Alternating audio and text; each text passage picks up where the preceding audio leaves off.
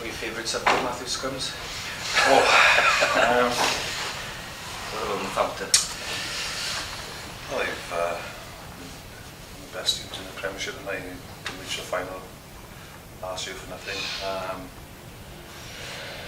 They've got a big pack, and they rely on the sort of set piece to dominate games, and it's going to be a massive challenge for us up front this week. Yeah.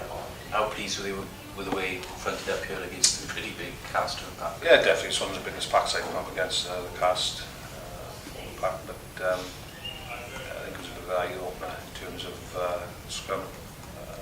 Obviously, as captain and leader in the pack, thought we'd come unstuck there, so we've got to make sure we spot on this week, because it's one thing Northampton where there was squeeze you in the scrum, and they were looking for penalties, so it's one area which we've got to focus on this week.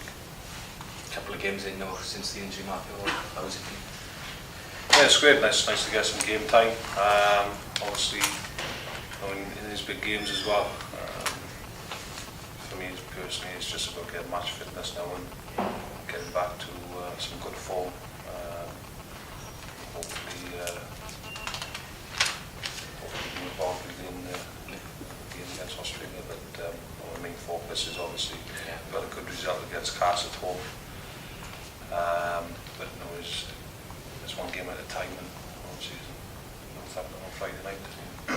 You mentioned this year how important it is for Scarlets to move on and get out of the group stages this year after a few years having not made it. How important is it to get at least something out of this game on the weekend in terms of where the pool stands? Well, we are glad really that Munster snuck in at the end on Saturday night to get a win, but yeah, we know we've got experience in this Simon Cup, and you've got to win your home games.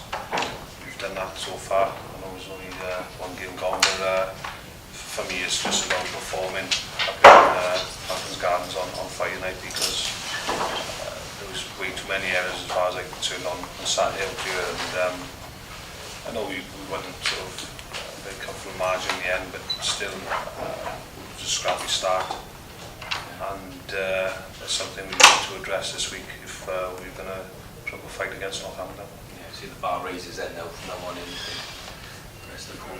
Yeah, exactly. Scotland, we know we've got a tough December coming up in terms of obviously the double header against Munster, and it's back to the local derbies, but as far as I'm concerned, we've got to get out to the group stages and make something with the Simon Cup, because it's been a long time since we've achieved anything back in 2007. But I'm pretty positive. We've got the players, we've got a squad. I think we're pretty much thereabouts in terms of the strength of the squad which we need for Heineken Cup. But our performance wasn't there on the weekend as far as I'm concerned, and we've got to step up a notch this weekend if we have any chance in competing against Northampton. How influential character is Dylan Hartley for Northampton? Sorry? How influential character is Dylan Hartley? Oh, he's massive. I mean, I think he plays well. The whole team plays well. Obviously, his question marks over his discipline in the past. I think he's moved on from that now. I think part of that to play is obviously the captaincy role he has. He's a good leader. Obviously, he's probably disappointed that he wasn't number one during the World Cup, so he want to be making a statement in these big games.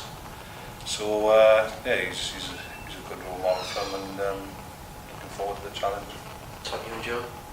Yeah, definitely. I think that's a good thing about these big games, isn't it?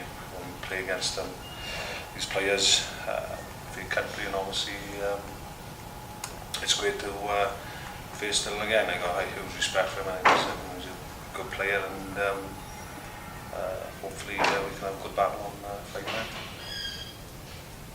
How important is it for you to kind of keep him quiet? You kind of saw last year the kind of impact and he kind of caused against the Blues. So how much rests on your shoulders to keep him quiet and not follow threats he poses?